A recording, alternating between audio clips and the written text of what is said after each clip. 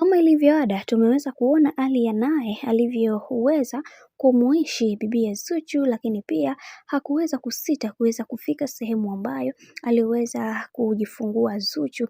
Hili jambo limeweza kuwafanya watu wengi wapigwe na butwaa na kusema ya kwamba hivi Aaliyah kuna uwezekano mkubwa sana wa kutokujielewa, yaani kwa akili yake ilivyokuwa haina mashiko, na yeye ameamua kwenda kufika kabisa katika tukio hili. Hili jambo limeweza kuwahuzunisha watu wengi, na kila watu waliweza kuzungumza yao na kusema ya kwamba kiukweli kuna vitu ambavyo haviko sawa hapa, hivyo yatupaswa kuweza kuhakikisha kila kitu kinakuwa katika misingi na mikakati iliyo bora.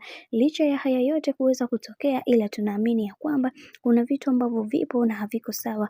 Kwa nini dada yetu Aaliyah aweze kufika katika eneo hilo, na tumeweza kuona ameweza kujibebelea vizawadi na aliweza kumkumbatia Zuchu kwa namna moja ama nyingine, lakini kila mtu aliweza kuwa na mashaka makubwa sana na bibiye Aaliyah kwa hiki ambacho kilichoweza kutokea, kwa sababu kila mtu wanajua ya kwamba Aaliyah na Zuchu ni paka na chui. Sasa hii imekaaje mpaka kuweza kufikia huku ambako walikuweza kufika, na kiukweli mashabiki wenyewe wameweza kusita kwa sababu wanaona kabisa kuna kitu ambacho hakiko sawa kabisa. Sasa kwa hiki kinachoendelea, kiukweli mashabiki wameweza kuchukizwa nacho, na wengi wao wakasema ya kwamba kwa nini Zuchu aendelee kumwendekeza Aaliyah wakati anajua fika Aaliyah ndio sababisho kubwa ya haya yote kuweza kuendelea katika mitandao ya kijamii. Hivyo ni vyema akaachana naye na kutambua thamani yake yeye kama yeye. Bwana, mambo ndo kama hivyo.